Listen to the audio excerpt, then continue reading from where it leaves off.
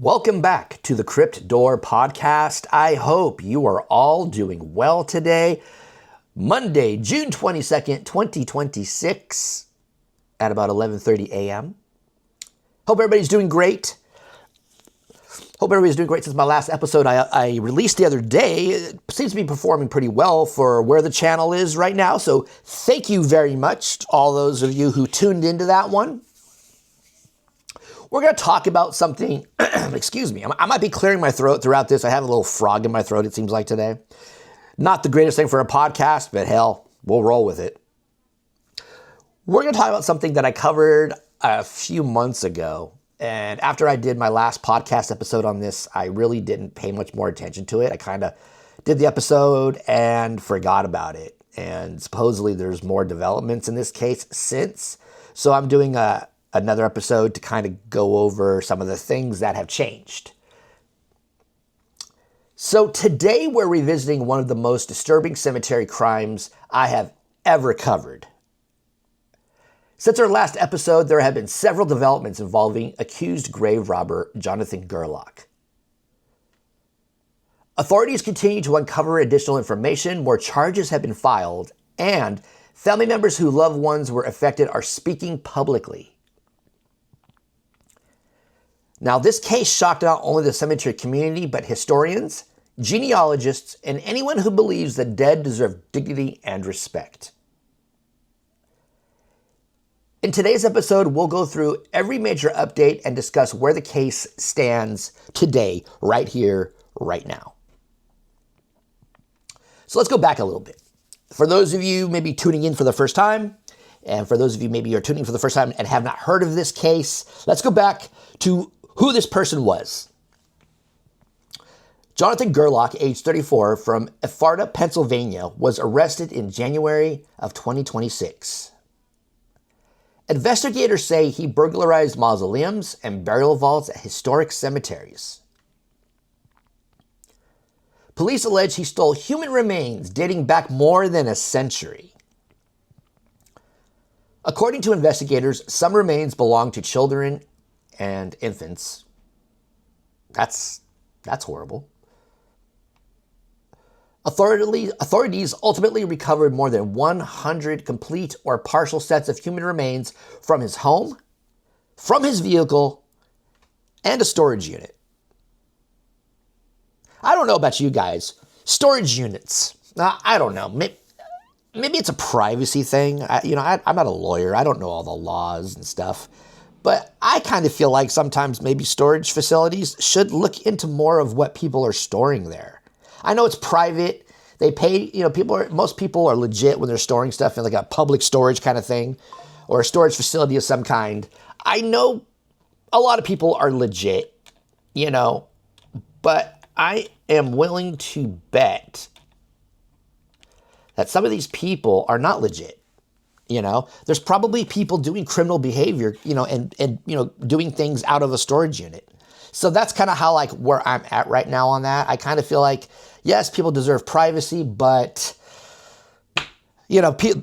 people are doing shady stuff too. So I feel like maybe there should be inspections once in a while of a storage unit, maybe. Let me know in the comment box below what you guys think. Now, I cover cemeteries all the time, and I've seen vandalism, neglect, but this case is on a whole other level, a whole other stratosphere. It's insane.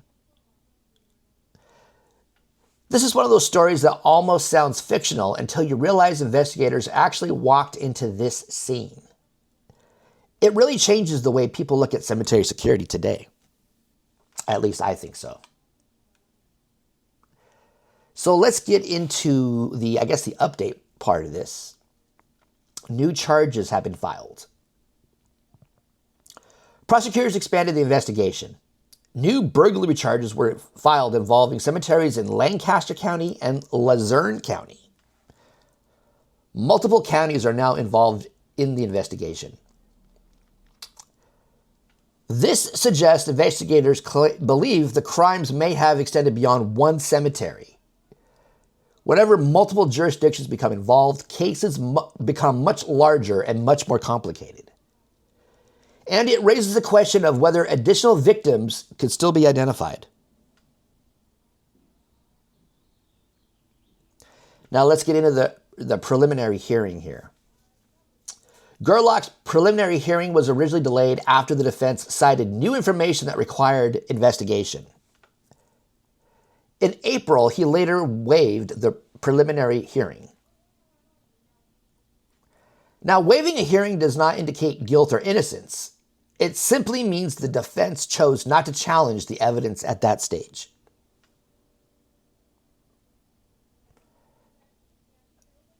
On June 3rd, 2026, Gerlach waived formal arraignment. He was not required to appear in person. The case now moves toward future pre-trial proceedings.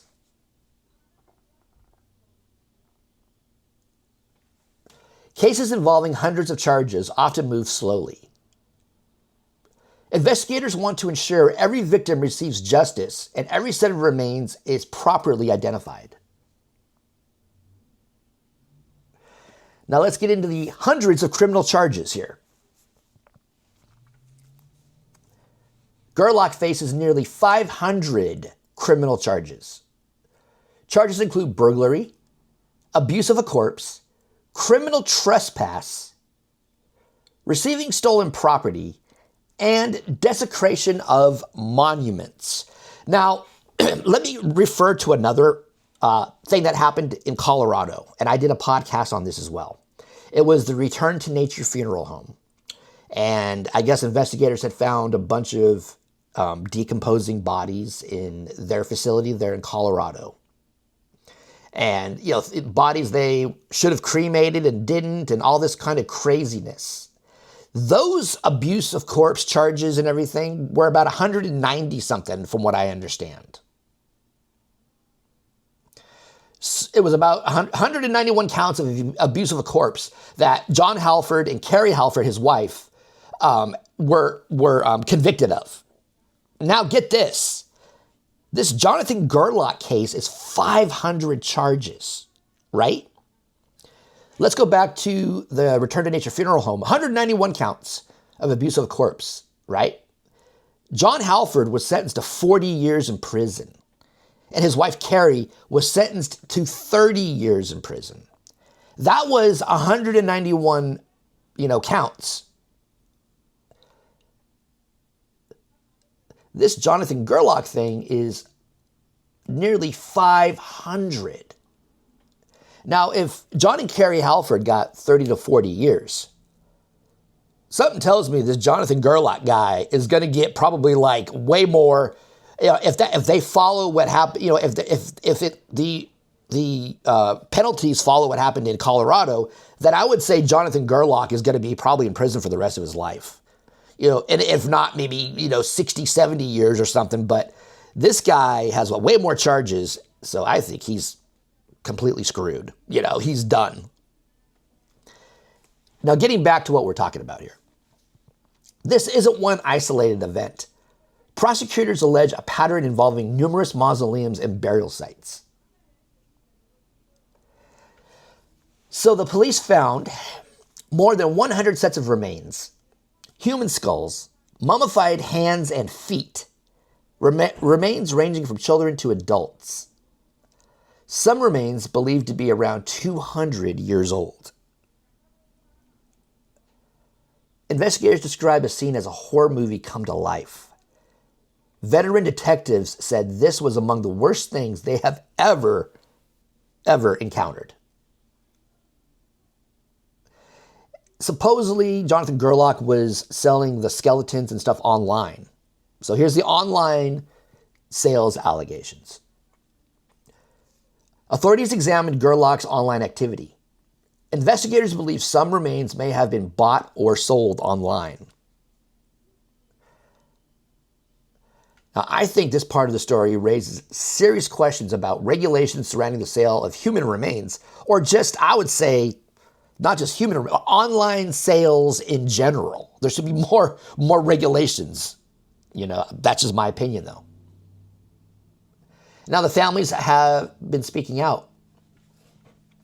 Family members whose mausoleums were targeted have attended court proceedings. Sadly, some remains are still missing. Families are advocating for stronger protections and regulations, which they should. There should be stronger regulations and protections, for sure. 100%. Behind every mausoleum and every grave is a family. Those are not just simply artifacts. These are people who were loved. These were people who mattered to somebody.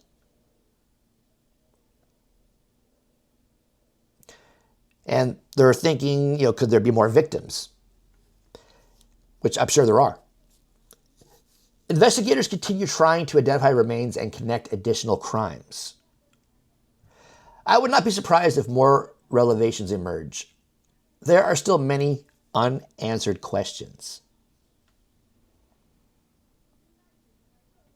So now that we've gone through all that, what happens next? Jonathan Gerlach remains jailed on $1 million bail. He has now waived formal arraignment. The case will proceed toward future pre-trial proceedings and potentially trial.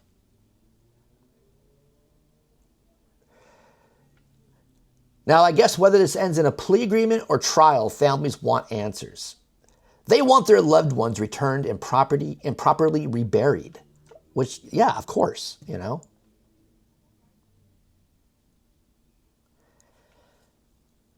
The Jonathan Gerlach case remains one of the most disturbing cemetery crimes in modern American history. As new developments emerge, I'll continue following the story here on the Crypt Door Podcast. What are your thoughts? Should laws involving the sale of human remains become stricter? Let me know in the comment box below.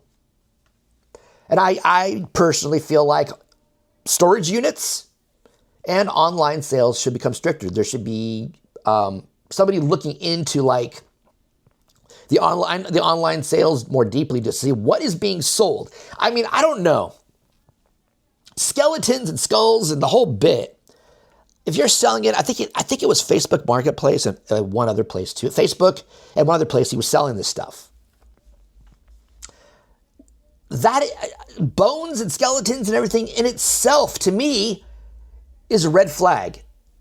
Somebody could have a skull. Somebody could be like a doctor. Who knows? But when there's someone online, multiple times selling stuff like this, you think Facebook Marketplace or wherever else he was selling it would look into it. Because I do believe one of the spots was Facebook. It's like people, they shouldn't be looking into that. Especially when it's like, it becomes a pattern where there's all these different skeletons and skulls and hands and whatever else he was selling starts getting listed. I think these online marketplaces should look into these things more and try to find out, well, where are these coming from? The last sale wasn't just an isolated incident. This guy keeps listing stuff. And then storage units too. There's a lot of apartment buildings that you rent that have yearly inspections sometimes. Why should a public storage type facility be any different? There should be every once in a while, there should be inspections to make sure everything is on the up and up. Because I know there's probably criminal behavior being done out of some of these storage facilities. Look right here, Now, maybe I'm wrong. Maybe he didn't use a public storage kind of thing, but I thought he did.